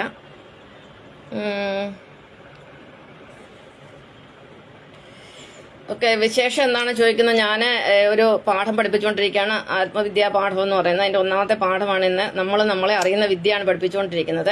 അപ്പോൾ ഞാൻ പറഞ്ഞു വന്നത്, അപ്പോൾ നമ്മളെ ഉള്ളിരിക്കുന്ന ഭഗവാൻ നാരായണൻ നമ്മളെ ഏകകോശത്തിൽ നിന്ന് നമ്മളെ വിഭജിച്ച് ഒരു പൂർണ്ണ ശിശുവാക്കി മാറ്റുന്നു. ആദ്യം നമുക്ക് ഒരു കോശം മാത്രമേ ഉള്ളായിരുന്നു. 280 ദിവസം കഴിയുമ്പോഴത്തേനും നമ്മുടെ കോശങ്ങളുടെ എണ്ണം എത്രയാണെന്നറിയാം? 37 ലക്ഷം കോടി കോശങ്ങളാണ്. അതായത് 37 ട്രില്യൺ കോശങ്ങൾ. നമ്മുടെ മനുഷ്യ ശിശുവായി മാറി. ഇതെങ്ങനെ സംഭവിക്കും? തനിയെ സംഭവിക്കുമോ? ഇത് സൃഷ്ടിക്കുന്ന ഭഗവാനാണ്. എന്നിട്ട് ഭഗവാൻ എവിടെയും പോകുന്നില്ല, നമ്മുടെ കൂടെ ഇരിക്കുകയാണ്. നമ്മുടെ ഉള്ളിലിരുന്ന് ഭഗവാൻ നമ്മളെ നിയന്ത്രിക്കുകയാണ്. നമ്മളെ ജീവനായിട്ട് നമ്മളെ കൊണ്ടു നടക്കുകയാണ്. ഭഗവാൻ എന്ന് പറയുന്നത് എനർജിയാണ്, ഊർജ്ജമാണ്. It follows us from the womb to tomb. Womb എന്ന് പറഞ്ഞാൽ അമ്മയുടെ ഗർഭം, ടോംബ് എന്ന് പറഞ്ഞാൽ ഭൂമിയുടെ ഗർഭം. അതായത് ഭൂഗർഭം എന്ന് പറയുന്നത് നമ്മുടെ ശവക്കുഴി എന്ന് പറയാം. നമ്മളെ സംസ്കരിക്കുന്ന സ്ഥലമാണ് ടോംബ്. ഫ്യൂണറലൊക്കെ നടക്കുന്ന സ്ഥലമാണ്. അപ്പം ഓമ്പ് തൊട്ട് ടോംബ് വരെയും ഭഗവാൻ നമ്മുടെ കൂടെയുണ്ട്. ഈ ഭഗവാനെ നമ്മൾ അറിയുന്നില്ല. നമ്മൾ ഈ ഭഗവാനെ അറിയാതെ ഫോട്ടോയാണ്. ഭഗവാനെ കുറിച്ച് ശ്രദ്ധിക്കുന്നില്ലോ. ദൈവം ഉണ്ടോ? ദൈവം ഇല്ലേ? ഇല്ലെങ്കിൽ പിന്നെ നമ്മൾ എങ്ങനെ ജീവനോടെ ഇരിക്കും? ഈ ദൈവം എന്ന് പറഞ്ഞാൽ നമ്മളെല്ലാം ദൈവങ്ങളാണ്. അപ്പം നമ്മൾ മരിക്കുമ്പോഴാണ് ഭഗവാൻ നമ്മളിന്ന് വേർപെടുന്നത്. അതുവരെ നമുക്ക് ഭഗവാനെ വേർപെടുത്താൻ പറ്റുകയില്ല. ഈ ലോകം മൊത്തം നമ്മൾ സഞ്ചരിക്കുന്നത് ഭഗവാൻ നമ്മുടെ കൂടെ ഉണ്ട്. അച്ഛൻ നമ്മളെ ഉപേക്ഷിച്ച് പോകും, അമ്മ ഉപേക്ഷിച്ച് പോകും, അതുപോലെ നമ്മുടെ സഹോദരങ്ങൾ നമ്മളെ വിട്ടിട്ട് പോകും, നമ്മുടെ ഭർത്താവ് വിട്ടിട്ട് പോകും, ഭാര്യ വിട്ടിട്ട് പോകും, അതുപോലെ നമ്മുടെ മക്കൾ നമ്മളെ വിട്ടിട്ട് പോകും, നമ്മുടെ സമ്പത്തൊക്കെ പോകും. നമുക്ക് എന്തെല്ലാം ഉണ്ടായാലും അതൊന്നും അനുഭവിക്കാൻ യോഗം ഉണ്ടാകില്ല. അതൊക്കെ ചിലപ്പോൾ നശിച്ചു പോയെന്ന് വരും. അപ്പോൾ എന്തെല്ലാം പോയാലും നമ്മളെ വിട്ടു പോകാത്ത ഒരു കാര്യമേ ഉള്ളൂ, അത് ഭഗവാനാണ്. നാരായണൻ മാത്രം നമ്മളെ വിട്ടു പോവില്ല. അത് നമ്മുടെ കൂടെ ഇരിക്കുക, നമ്മുടെ പ്രാണനാണ്. കാരണം ഇതൊരു മൊബൈലാണ് അല്ലേ? ഇതിനകത്ത് എല്ലാ മെഷീനറികളും ഉണ്ട്. ഇത് വർക്ക് ചെയ്യുന്ന മൊബൈലാണ്. അപ്പം ഇതിനകത്ത് പക്ഷെങ്കിൽ ചാർജ് ഇല്ലെങ്കിൽ ഇത് വർക്ക് ചെയ്യത്തില്ല. ഇതിനകത്ത് എന്തൊക്കെ ഉണ്ടെന്ന് പറഞ്ഞാൽ അതിന് ചാർജ് വേണം. അതിന് ഇലക്ട്രിസിറ്റി കൊടുത്തെങ്കിൽ മാത്രമേ നമ്മൾക്ക് ചാർജ് ഉണ്ടെങ്കിൽ ഇത് വർക്ക് ചെയ്തെന്ന് പറഞ്ഞാൽ നമുക്ക് കണ്ടിന്യൂസ് ആയിട്ട് നമുക്ക് ചാർജ് ചെയ്തുകൊണ്ടിരിക്കുന്ന ഭഗവാനാണ്. നമ്മുടെ ശരീരത്തിലെ എല്ലാ പ്രവർത്തനങ്ങളെയും നിയന്ത്രിക്കുന്ന, അതായത് നമ്മുടെ ശ്വസനം, നമ്മുടെ വളർച്ച, നമ്മുടെ പിന്നെ ഹൃദയത്തിന്റെ സ്പന്ദനം, അല്ലെങ്കിൽ നമ്മുടെ എന്താ പറയുക രക്തചംക്രമണം, അതുപോലെ നാഡീവ്യവസ്ഥകളെ, നമ്മുടെ റീപ്രൊഡക്ഷൻ സിസ്റ്റം, പിന്നെ സെല്ലുലാർ സ്ട്രക്ചറ്, പിന്നെ വിസർജനങ്ങളെ, ഈ സംഭവങ്ങൾ മുഴുവനും നടത്തുന്ന ഭഗവാനാണ്. നമ്മളിങ്ങനെ വെട്ടി വിഴുങ്ങും. പക്ഷെ ഞാൻ ഭക്ഷണമൊക്കെ ലിമിറ്റ് വെച്ച് കഴിക്കുകയുള്ളൂ. സാധാരണ ആൾക്കാർ ഇഷ്ടംപോലെ ഭക്ഷണം കഴിക്കാൻ നമുക്കൊരു കുറ്റം പറയാൻ പറ്റില്ല. അപ്പം അവര് എത്ര നമ്മൾ എന്തെല്ലാം കഴിച്ചാലും ഇതെല്ലാം ദഹിപ്പിക്കേണ്ട ഭഗവാന്റെ ഡ്യൂട്ടിയാണ്. ഭഗവാൻ ഉള്ളിൽ നിന്നാണ് ദഹിപ്പിക്കുന്നത്. അതിനെ വിസർജ്യമാക്കി മാറ്റുന്നതും ഭഗവാൻ തന്നെ. ഇതുപോലെ നമുക്ക് സൃഷ്ടിക്കാൻ പറ്റും. കുറെ ചോറും നമ്മൾ കഴിക്കുന്ന കുറെ ഭക്ഷണങ്ങൾ എടുത്ത് മേശപ്പുറത്ത് ഒരു പാത്രത്തിൽ വെച്ച് നമ്മൾ അരച്ച് അതുണ്ടാക്കി നമ്മൾ വിസർജിക്കുന്ന ഒരു സാധനമാക്കി മാറ്റാൻ ഈ ഭൂമിയിൽ ഒരു മനുഷ്യരെ കൊണ്ട് സാധിക്കില്ല. ഭഗവാന് മാത്രം സാധിക്കുന്ന കാര്യമാണ്. അതുപോലെ ഒരു കോഴിമുട്ട, നമുക്കൊരു കോഴിമുട്ട സൃഷ്ടിക്കാൻ പറ്റുമോ? കോഴിമുട്ട എന്ന് പറയുന്നത് അതും ഭഗവാന്റെ സൃഷ്ടിയാണ്. സകല ഈ ലോകത്തുള്ള സകല ആറ്റങ്ങളും, സകല തന്മാത്രകളും, സകല കോശങ്ങളും ഭഗവാന്റെ സൃഷ്ടിയാണ്. പ്രപഞ്ചത്തിന് ഒരേ ഒരു ഭഗവാനേ ഉള്ളൂ, ഒരേ ഒരു നാഥനേ ഉള്ളൂ, ഒരേ ഒരു സൃഷ്ടാവേ ഉള്ളൂ, ഒരേ ഒരു ജഗത്പിതാവേ ഉള്ളൂ, നാരായണൻ തന്നെയാണ്. അപ്പൊ ആ നാരായണൻ ആരാന്ന് ചോദിച്ചാൽ നമ്മൾ ഓരോരുത്തരുമാണ്. നമ്മൾ ഓരോരുത്തരും നാരായണനാണ്. നരനും നാരായണനും ഒന്ന് തന്നെയാണ്. അക്കാര്യത്തിൽ യാതൊരു സംശയവും വേണ്ട. എല്ലാവരും ഭഗവാൻ മാത്രമാണ്. അപ്പം നിങ്ങൾ ചോദിക്കും എന്തുകൊണ്ടാണ് ഒരു സെക്കൻഡ്, ഇത് ബ്രിങ് ദം ഓൺ ക്യാമറ എന്ന് പറയുന്നത് എന്താണ് മനസ്സിലാകുന്നില്ല. ഓക്കെ,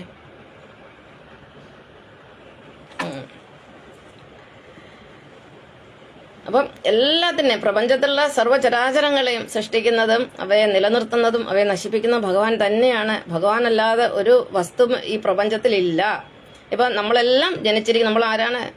ഭഗവാനാണ്. എല്ലാവരും ദൈവങ്ങളാണ്. നമ്മളെല്ലാം ജനിച്ചിരിക്കുന്നത് ഭഗവാനിൽ നിന്നാണ്. നമ്മൾ ജീവിക്കുന്നതും ഭഗവാനിലാണ്. നമ്മൾ മരിക്കുന്നതും ഭഗവാനിലാണ്. അപ്പം സമുദ്രജീവികളെ എടുത്തു നോക്കിയ ജലജന്തുക്കൾ, അവ ജനിക്കുന്നത് ജലത്തിലാണ്, ജീവിക്കുന്നതും ജലത്തിലാണ്, മരിക്കുന്നതും ജലത്തിലാണ്. അതുപോലെ തന്നെ എല്ലാ മനുഷ്യരും ഈശ്വരനാണ്. ഈശ്വരനല്ലാത്ത ഒരു വസ്തു പോലും ഇല്ല. അപ്പം ഞാനിടയ്ക്ക് ഒരു കോളിൻ്റെ ഒരു ഫ്രണ്ടിനെ നോക്കി, അപ്പം ഞാൻ എൻ്റെ ലിങ്ക് നഷ്ടപ്പെട്ടു. അപ്പം Manoj R is watching. Hari Om. Pratap പക്കീൽ, ഹരി ഓം. എല്ലാവർക്കും എൻ്റെ ഹരി ഓം. എല്ലാവരും വന്നതിൽ വളരെ സന്തോഷം.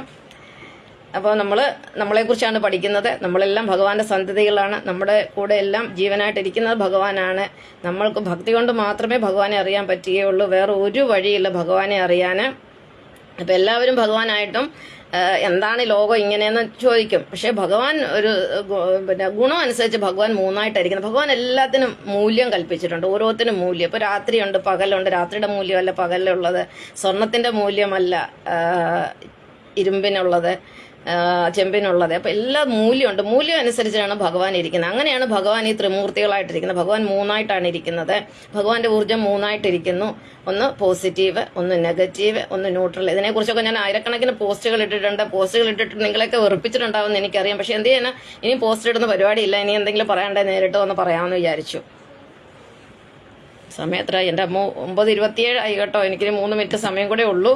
അപ്പം ഇത് നമ്മൾ പഠിച്ച ആത്മവിദ്യയെക്കുറിച്ചാണ്. നമ്മളെല്ലാം ഭഗവാനാണ്, നമ്മളെല്ലാം നാരായണന്മാരാണ്. നമ്മളെല്ലാം ജനിച്ചിരിക്കുന്നത് നാരായണനിൽ നിന്നാണ്. നമ്മൾ ജീവിക്കുന്നത് നാരായണനിലാണ്. നമ്മൾ മരിക്കുന്നതും നാരായണനിലാണ്. ഭഗവാൻ നമ്മുടെ ജനനം തൊട്ട് നമ്മൾ മനുഷ്യ ശിശുവായി മാറുന്നതിന് മുന്നേ 9 മാസം മുമ്പ് തൊട്ടേ ഭഗവാൻ നമ്മുടെ കൂടെ ഉണ്ട്. അപ്പം നമ്മുടെ ജീവനാണ് ഭഗവാൻ, നമ്മുടെ പ്രാണനാണ്, നമ്മുടെ ഊർജമാണ്, എല്ലാം ഭഗവാനാണ് നമ്മുടെ ഉള്ളിലിരിക്കുന്നത്. ആ ഭഗവാനോട് നമുക്ക് പ്രേമം വേണം. അതിനെക്കുറിച്ച് പിന്നെ ബൈബിളിൽ പറഞ്ഞിട്ടുണ്ട്. ഭഗവാനെ നമുക്ക് കിട്ടണമെങ്കിൽ എന്ത് ചെയ്യണം? മാതാപിതാക്കൾ എന്താ പറയുന്നത്, ആരാണോ മാതാപിതാക്കളെ അധികം സ്നേഹിക്കുന്നത്, ആരാണോ അവര് അധികം സ്നേഹിക്കുന്നവർ ഭഗവാൻ അർഹനല്ലെന്നാണ്. മാതാപിതാക്കളെ, മക്കളെ, സമ്പത്തിനെ, സഹോദരി സഹോദരന്മാരെയാണ് കൂടുതൽ സ്നേഹിക്കുന്നതെങ്കിൽ അവർ ഭഗവാനെ കണ്ടെത്താൻ അർഹരല്ല. അപ്പം മാതാപിതാക്കളെ അധികം സ്നേഹിക്കുന്നവരും സഹോദരന്മാരെ അധികം സ്നേഹിക്കുന്നവരും പിന്നെ അതുപോലെ മക്കളെ സ്നേഹിക്കുന്നവരും സമ്പത്തിനെ സ്നേഹിക്കുന്നവരും ഒന്നും ഭഗവാനെ കണ്ടെത്താൻ അർഹരല്ല. ഇത് തന്നെ നമ്മുടെ ഹരിനാമകീർത്തനത്തിൽ പറയാറുണ്ട്. ബന്ധുക്കളർത്ഥഗ്രഹ പുത്രാദിജാലം അതിൽ ബന്ധിച്ചവൻ ഉലകിൽ നിൻ തത്വമൊക്കെ ഇത് അന്ധന് കാട്ടിയ കണ്ണാടി പോലെ വരുമെന്നാകല മമച നാരായണായ നമ. ബന്ധുക്കൾ അർത്ഥഗ്രഹ പുത്രാദിജാലം അതിൽ ബന്ധുക്കളോടും പുത്രനോടും ഗ്രഹം വീടിനോടും അർത്ഥം പണം ബന്ധുക്കൾ അർത്ഥ ഗ്രഹ പുത്രാദിജാലം അതിൽ ബന്ധിച്ചവൻ അതിൽ ബന്ധിക്കപ്പെട്ടിരിക്കുന്നവന് നിൻ തത്വമൊക്കെ ഇത് ഭഗവാൻ തത്വത്തെ കുറിച്ച് പറഞ്ഞാലോ അന്ധന് കാട്ടിയ കണ്ണാടി പോലെ വരുമെന്നാകല മമച നാരായണായ നമ. അങ്ങനെ ഇരിക്കുന്ന ഒരു വ്യക്തിയെ ഭഗവാന്റെ തത്വങ്ങൾ പറയാൻ പോയാൽ അവരെന്ത് പറയും? ഇവർക്ക് വട്ടാണ്. അവരെ നമുക്ക് പറഞ്ഞു ഫലിപ്പിക്കാൻ പറ്റത്തില്ല. കാരണം അവരും ഇരുട്ടിലിരിക്കുന്നവരാണ്. അവർക്ക് അന്ധനെ കണ്ണാടി കാണിക്കുന്ന പോലെയാണ്. അതായത് ഇതിലെല്ലാം ബന്ധിച്ചിരിക്കുന്ന ഭാര്യ ഭർത്താവ് മക്കളെ ഇതിലെല്ലാം മനസ്സുകൊണ്ട്. ഇപ്പൊ ഞാനും അതിലെല്ലാം ഇരിക്കുന്നവരാ. നിങ്ങൾ നോക്കിയാൽ എനിക്ക് കുടുംബമുണ്ട്, ഭർത്താവുണ്ട്, 3 മക്കളുണ്ട്, എല്ലാം ഉണ്ട്, അത്യാവശ്യം വീടുണ്ട്, വേണ്ടുന്ന എല്ലാം ഉണ്ട്. പക്ഷെ എന്റെ മനസ്സുമായിട്ട് അതിന് ഒരു ബന്ധവും ഇല്ല. എനിക്ക് മനസ്സുമായിട്ട് എൻ്റെ മനസ്സിലെ നാരായണമായിട്ടല്ല എനിക്കൊരു ബന്ധം. എനിക്ക് ഭർത്താവിനോട് സ്നേഹമാണ്, മക്കളോട് സ്നേഹമാണ്, എല്ലാവരുടെ സ്നേഹം. നിങ്ങളോട് എത്ര സ്നേഹമുണ്ടോ അത്ര സ്നേഹമുള്ളൂ എനിക്ക് അവരോട്. അല്ലാതെ എനിക്ക് അവരോട് ഒരു അറ്റാച്ച്മെന്റും ഇല്ല. അപ്പം നമുക്ക് സ്വത്തൻ്റെ അവിടെ ഇരിക്കും, നമുക്ക് ആഭരണം. ഞാൻ ആഭരണങ്ങളൊക്കെ ഇടുന്ന ഒരാളാണ്. ഇതൊക്കെ എൻ്റെ ദേഹത്ത് കിടക്കും. അത് ഞാൻ എൻ്റെ ഭഗവാൻ ഞാനാണല്ലോ. അപ്പം ഞാൻ ഭഗവാനെ അലങ്കരിക്കുന്നതേ ഉള്ളതേ ഉള്ളൂ. അതായത് അമ്പലങ്ങളിലൊക്കെ ഭഗവാനെയൊക്കെ ആകച്ചാർത്തും അത് ഇതൊക്കെ എഴുതി ഭഗവാനെ അലങ്കാരങ്ങൾ ആഭരണങ്ങളൊക്കെ വലിയ ഇഷ്ടമാണ്. അതുകൊണ്ടാണ് ദേവീദേവന്മാരെയൊക്കെ ഒരുപാട് ആഭരണങ്ങളൊക്കെ ഇടിയിപ്പിക്കുന്നത്. എന്ന് പറഞ്ഞാൽ എനിക്ക് ഭയങ്കര ഇഷ്ടമാണ് അലങ്കാരങ്ങൾ, ആഭരണങ്ങളൊക്കെ ഭയങ്കര ഇഷ്ടമാണ്. ഇതൊക്കെ ഞാൻ അധ്വാനിച്ചാണ്. ഇത് എൻ്റെ ഭർത്താവിൻ്റെ വീട്ടുകാരെ നാട്ടുകാരുടെ ഒരു മനുഷ്യരുടെ ഒന്നുമില്ല. ഞാൻ എന്ത് ഉപയോഗിക്കുന്നത് എൻ്റെ സ്വന്തം വിയർപ്പിൻ്റെ എന്താ പറയുന്നത് ഫലമാണ് ഞാൻ അനുഭവിക്കുന്നത്. അതുകൊണ്ട് എനിക്ക് ധൈര്യമായിട്ട് പറയാം. അപ്പം പിന്നെ നമ്മളങ്ങനെ എന്താ പറയുക, ഭഗവാനെ നമ്മുടെ ഉള്ളിലിരിക്കുന്ന ഭഗവാനെയാണ് നമ്മൾ സ്നേഹിക്കേണ്ടത്. അപ്പം നമ്മൾക്ക് ഈ ബന്ധുക്കളും പിന്നെ മക്കളും പുത്രമോഹികളായിട്ടും ഭാര്യ ഭർത്താവിലുള്ള മോഹങ്ങളും മാതാപിതാക്കളുള്ള മോഹങ്ങളും സമ്പത്തിലുള്ള മോഹങ്ങളും എല്ലാമായിട്ടിരിക്കുമ്പോൾ നമുക്കൊരിക്കലും ഭഗവാനെ കാണണം. നമ്മുടെ ഉള്ളിലിരിക്കുന്ന ഭഗവാനെ നമുക്കറിയാൻ പറ്റത്തില്ല. എന്ന് പറഞ്ഞ് ഇവരെ ആരും ഉപേക്ഷിക്കണമെന്ന് പറഞ്ഞിട്ടേ ഇല്ല ഭഗവാൻ. അങ്ങനല്ല, ഇതുവരെ ആരും ഉപേക്ഷിക്കാനല്ല പറഞ്ഞിരിക്കുന്നത്. അവരോട് നമുക്ക് സ്നേഹം വേണം. നമ്മൾ അവർക്ക് വേണ്ടുന്ന ധർമ്മം ചെയ്യണം. ധർമ്മം എന്ന് പറഞ്ഞാൽ ദാനമല്ല. നമ്മൾ duties and we have to do our duties and responsibilities. അതായത് മാതൃധർമ്മം, മാതാവിനോടുള്ള, അല്ലെങ്കിൽ ഞാനൊരു മാതാവാണ്, എനിക്ക് എന്തെല്ലാം ധർമ്മമുണ്ട്, മക്കളെ വളർത്തുക, അവർക്ക് വേണ്ടുന്ന കാര്യങ്ങൾ ചെയ്യുക, മാതൃധർമ്മം. ഞാനൊരു ഭാര്യയാണ്, ഭാര്യ എന്നുള്ള ധർമ്മം എന്താ? ഭർത്താവിന് വേണ്ടുന്ന കാര്യങ്ങൾ ചെയ്തു കൊടുക്കുക. ഇപ്പം ഞാൻ 4 വർഷമായിട്ട് അങ്ങനെ വീട്ടിലധികം പോകാത്തതുകൊണ്ട് ഇപ്പോൾ ഞാൻ അധികം ധർമ്മങ്ങളൊന്നും ചെയ്തു കൊടുക്കും. കാരണം എനിക്കിപ്പോൾ ഇവിടെ താമസിച്ചേ പറ്റുള്ളൂ. കാരണം എൻ്റെ പ്രവർത്തനങ്ങൾ ഇവിടെ പറ്റുള്ളൂ. അപ്പം ഭാര്യയുടെ ധർമ്മമുണ്ട്, പിന്നെ ഒരു പിതാവായ പിതാവിൻ്റെ ധർമ്മമുണ്ട്, പുത്രൻ്റെ ധർമ്മമുണ്ട്. എന്ന് പറഞ്ഞാൽ ഡ്യൂട്ടീസ് ആൻഡ് റെസ്പോൺസിബിലിറ്റീസ്. അത് നമ്മൾ ചെയ്യുക എന്നുള്ളതാണ്. അവരെ സ്നേഹിക്കണം. അല്ല എന്ന് പറഞ്ഞാൽ അവരോട് ഒട്ടിപ്പിടിച്ച് അയ്യോ എൻ്റെ അമ്മ, എൻ്റെ അച്ഛനെ, എൻ്റെ ഭാര്യ, എൻ്റെ ഭർത്താവ്, എൻ്റെ മക്കളെ എന്നും പറഞ്ഞുകൊണ്ട് നടക്കാതെ നമുക്ക് നമ്മുടെ ഉള്ളിലിരിക്കാൻ ഭഗവാനോട് നമുക്ക് പ്രേമം വരണം. അതിനെയാണ് നമ്മൾ ഭക്തി എന്ന് പറയുന്നത്. അത് നമുക്ക് എപ്പോഴുണ്ടാകുമോ അപ്പോഴേ നമുക്ക് ആത്മവിദ്യ പഠിക്കാൻ പറ്റുകയുള്ളൂ. അപ്പം നമ്മൾ ഇന്ന് 1-2 കാര്യങ്ങൾ പഠിച്ചു. അപ്പം നമ്മളെല്ലാം ഈശ്വരന്മാരാണ്. ഈശ്വരൻ 3ആയിട്ടിരിക്കുന്ന അതിനെക്കുറിച്ചൊന്നും ഞാനിപ്പം പറയുന്നില്ല. ആത്മവിദ്യയിൽ ആദ്യം പഠിച്ച നമുക്കൊരു സൃഷ്ടാവുണ്ട്. നമ്മളെ അമ്മയുടെ ഗർഭത്തിൽ ഏകകോശത്തിൽ നിന്ന് സൃഷ്ടിച്ച ഒരു ഭഗവാൻ നമുക്കുണ്ട്. അത് നമ്മുടെ ഉള്ളിലിരിക്കുന്ന ഭഗവാൻ നാരായണനാണ്. ഈ നാരായണൻ തന്നെയാണ് നമുക്ക് ഈ ഭൂമിയിൽ. എനിക്ക് എന്താ ജാതിയില്ല, മതമില്ല, വർണ്ണമില്ല, വർഗമില്ല, ദേശമില്ല, ഭാഷയില്ല, യാതൊന്നുമില്ല. ഇതൊന്നും ഇല്ലാത്ത ഒരാളാണ് ഷീല അയ്യപ്പന്. ഞാൻ ഒരു മതത്തിലെയും എല്ലാ മതങ്ങളും എനിക്ക് ഒരുപോലെ തന്നെയാണ്. പക്ഷെ അതിനകത്ത് കുറെ വ്യത്യാസങ്ങളുണ്ടെങ്കിലും എല്ലാം ഭഗവാൻ നാരായണന്റെ സൃഷ്ടിയാണ്. അപ്പം നമുക്ക് ഒന്നിനെയും തള്ളിക്കളയാൻ പറ്റത്തില്ല. ഒന്ന് ഇടത് കണ്ണാണെങ്കിൽ ഒന്ന് വലത് കണ്ണാണെന്ന് പറയുന്നത് ഓരോ മതങ്ങളും അങ്ങനെ തന്നെയാണ്. അപ്പം നമുക്ക് ജാതി മതമൊന്നുമില്ല. എൻ്റെ ജീവിതം കൊണ്ട് തെളിയിച്ചാണ്. കാരണം ഞാൻ ക്രിസ്ത്യാനിയെ കല്യാണം കഴിച്ചിട്ടുണ്ട്. ഇപ്പം ഞാൻ ജീവിക്കുന്ന ഒരു ദളിതന്റെ കൂടെയാണ്. അപ്പം എനിക്ക് ജാതി മതം കൊണ്ട് ഞാൻ അങ്ങനെയൊന്നും ചെയ്യത്തില്ലല്ലോ. അപ്പം അതുകൊണ്ടാണ് പറയുന്നത് ഭഗവാന് ജാതിയില്ല, മതമില്ല, വർണ്ണമില്ല, വർഗമില്ല, ദേശമില്ല, ഭാഷയില്ല എന്ന് പറഞ്ഞാൽ എല്ലാവരും ഈ ഭൂമിയിൽ 900 കോടി മനുഷ്യരുണ്ട്. ഇവരെല്ലാം ഭഗവാൻ തന്നെയാണ്. ഭഗവാന്റെ മക്കളാണ്. നമ്മുടെ ഉള്ളിലിരിക്കുന്ന ജീവനാണ്, അല്ലെ നമ്മുടെ പ്രാണൻ എന്താണോ, നമ്മുടെ ഊർജം എന്താണോ, അതാണ് ഭഗവാൻ. അപ്പം നമ്മൾ മനുഷ്യൻ മാത്രമല്ല, നമ്മൾ മാനവൻ മാത്രമല്ല, മാധവൻ കൂടിയാണ്. നമ്മൾ നരൻ മാത്രമല്ല, നാരായണൻ കൂടിയാണ്. നമ്മൾ ജനം മാത്രമല്ല, ജനാർദ്ദനൻ കൂടിയാണ്. നമ്മൾ അതുപോലെ ആള് മാത്രമല്ല, അള്ളാഹു കൂടിയാണ്. അള്ളാഹു എന്ന് പറയുന്നതിൻ്റെ ഇവിടെ ഞാൻ നാരായണൻ എന്നുള്ള ഉദ്ദേശത്തിലാണ് പറയുന്നത്. അപ്പം നമ്മൾ വെറും മനുഷ്യരല്ല, നമ്മൾ നാരായണൻ തന്നെയാണ്. ആ ഒരു ബോധം നമുക്കുണ്ടാകണം. ഈ ഒരു ബോധം നമുക്കുണ്ടായി നമ്മളിൽ ഭക്തി വരുമ്പോൾ മാത്രമേ ഈ 5 കൂട്ടം കാര്യങ്ങൾ നമുക്ക് കിട്ടുകയുള്ളൂ. 5 കൂട്ടങ്ങൾ നമുക്കൊരു പഞ്ചസാര എന്ന് പറയാം. 5 സ്വാതന്ത്ര്യം, സംതൃപ്തി, സന്തോഷം, സമാധാനം, സമ്പൂർണ്ണ രോഗമുക്തി. അപ്പം ഭഗവാന് നമ്മുടെ ഉള്ളിൽ നമ്മൾ അറിയുക, ഭക്തി കൊണ്ടുവരിക. അങ്ങനെ നമ്മൾ ഭഗവാനാണെന്ന് സ്വയം അറിയുമ്പോൾ, നമ്മൾ ഈശ്വരനാണെന്ന് സ്വയം അറിയുമ്പോഴാണ് നമ്മുടെ ജീവിതത്തിലെ എല്ലാ സന്തോഷങ്ങളും വന്നു ചേരുന്നത്. നമ്മൾ വിചാരിക്കുന്ന പോലെ നമ്മുടെ ജീവിതത്തിലെ സകല കാര്യങ്ങളും സാധിച്ച് നമ്മൾ ഏറ്റവും കൂടുതൽ മനഃശാന്തി അനുഭവിക്കുകയും അങ്ങനെ നമ്മൾ രോഗമുക്തരായി മാറുകയും ചെയ്യുന്നു. ഈ ഒരു അവസ്ഥയിൽ തന്നെയാണ് മോക്ഷം എന്ന് പറയുന്നത്. അപ്പോൾ ഈ മോക്ഷം എന്ന് പറയുന്നത് നമ്മൾ നേടിയെടുക്കേണ്ടതാണ്. അത് ഭക്തിയിൽ കൂടി മാത്രമേ സംഭവിക്കുള്ളൂ. വേറെ ഒരു വഴിയും അതിനില്ല. നമുക്ക് കടയിൽ നിന്നൊന്നും വാങ്ങിക്കാൻ പറ്റുന്നതല്ല. നിങ്ങൾക്ക് വേണ്ടി ഞാൻ പ്രാർത്ഥിച്ചാൽ ഒന്നും ശരിയാവില്ല. നിങ്ങൾക്ക് ഭക്തിയും വേണം, നിങ്ങൾ കർമ്മവും ചെയ്യണം. നിങ്ങൾ കർമ്മം ചെയ്യണം, നിങ്ങൾ സമ്പാദിക്കണം. നിങ്ങൾക്ക് ആവശ്യമുള്ള പൈസ നിങ്ങൾ സമ്പാദിച്ച് നിങ്ങൾക്ക് ഇഷ്ടമുള്ള പോലെ നിങ്ങൾ ചിലവാക്കുക, നിങ്ങളുടെ ആവശ്യത്തിന് ചിലവാക്കുക. അപ്പോൾ ഞാൻ അങ്ങനെ ചെയ്യുന്നത്. ഇപ്പോൾ ഞാൻ ദുബായിൽ പോയി പിന്നെ വീട്ടുകാരെയും കൊണ്ടാണ് പോയത്. അപ്പോൾ ഒരു മൂത്ത മകൻ ജോലിയൊന്നും എടുക്കുന്ന ഒരാളല്ല. അദ്ദേഹത്തിന് ഉള്ള പൈസയെല്ലാം ചിലവ് ഞാനാണ് എടുത്തത്. പിന്നെ രണ്ടാമത്തെ മോന് നല്ല ശമ്പളമുണ്ട്. അവനോട് പറഞ്ഞ് നീ പപ്പയുടെ ചിലവ് നീ എടുത്തോളാം. അപ്പം അങ്ങനെ ഞാൻ നമ്മൾ അധ്വാനിച്ച പൈസ കൊണ്ടാണ് അവരെ കൊണ്ടുപോയത്. അപ്പം ഞാൻ ഒറ്റയ്ക്ക് പോകാൻ ആദ്യം തീരുമാനിച്ച്. പക്ഷെ എനിക്ക് തോന്നി ഞാൻ തന്നെ പോകുമ്പോൾ അതൊരു സ്വാർത്ഥമല്ല, അവരും കൂടെ വരട്ടെ. സ്വാർത്ഥ ആകാൻ പാടില്ലല്ലോ, നമ്മുടെ ഒരു യോഗിയല്ലേ. അപ്പോൾ അവരും കൂടെ വരട്ടെ, എല്ലാവരും കൂടെ പോകാം എന്നുള്ളതിലാണ് പോയത്. അപ്പം നമ്മുടെ ആഗ്രഹങ്ങൾ നമ്മൾ സാധിക്കണമെങ്കിൽ നമ്മൾ ഒന്നാമത് ഭക്തി വേണം, പ്ലസ് നമ്മൾ കർമ്മം ചെയ്യണം. കർമ്മം കൂടെ ചെയ്ത് കഴിയുമ്പോൾ നമ്മുടെ അത് കാശ് വരും. ആ കാശ് ഉണ്ടെങ്കിൽ ഇല്ലാതെ നമുക്ക് ഒരു ആഗ്രഹങ്ങളും നമ്മുടെ സാധിക്കാൻ പറ്റത്തില്ല. കാശ് വേണം. അതിന് പ്രായം ഒന്നും ഒരു ഇതല്ല. നമുക്ക് ഏത് പ്രായത്തിലും ജോലി ചെയ്യാം. അതിന് ഭക്തിയുള്ളവന് മാത്രമേ ഊർജ്ജമുള്ളൂ. കാരണം നമ്മുടെ ഉള്ളിലാണ് ഭഗവാൻ ഇരിക്കുന്നത്.